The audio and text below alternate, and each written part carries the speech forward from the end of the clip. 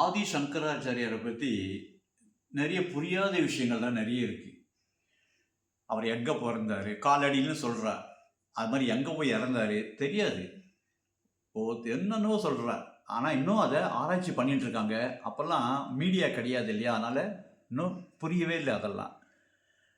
அவர் அம்மா இறக்குற சமயத்தில் வந்தார், அம்மா கிட்ட ப்ராமிஸ் பண்ணதுக்கு. அதுக்கு பெரிய கான்ட்ரவர்ஷியல் ஆச்சு. கேரளா நம்பூதிரிஸ் எல்லாம் சேர்ந்து அவரை எதிர்த்தாங்க.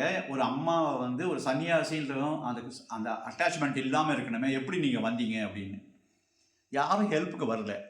அவரே அம்மாவுடைய பாடியை எடுத்து வாழை இலையை வச்சு சுற்றி கட்டி மந்திரம் சொல்லி அது பற்றி எரிந்ததாக சொல்லுவார்கள். அப்போ பார்த்தீங்களா எவ்வளோ, அதாவது அவர் அழுதுருக்கார்.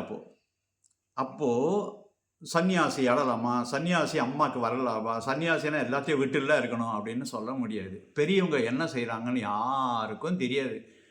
ஷிரடி பாபா உக்கா பிடிச்சாரு அப்படின்னா, ஆஹா ஷிரடி பாபா சிகரெட் பிடிச்சாரு சொல்லலாமா? தப்பு. அவர் பண்ணது மீதி பண்ண முடியுமா? குடலில் தூக்கி வெளில தூக்கி பண்ணார், உங்களால் பண்ண முடியுமா? யாராலும் பண்ண முடியாது. தெரியாதவங்க சில பேர் அந்த மாதிரி பேசுகிறாங்க. சத்ய சாய்பாபா கூட சாய் கீதா தன்னுடைய யானை செத்து போகும்போது அழுதுருக்காரு.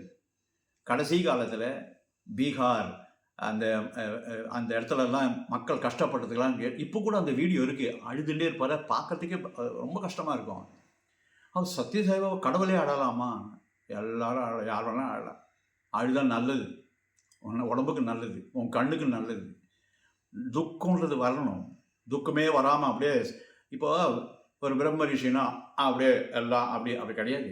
எல்லாம் தெரிஞ்சவனும் கிடையாது. ஒன்று மாத்திரம் தெரியும், பகவான் தான் எல்லாம். சப்ஸ்ட்ராக்ட்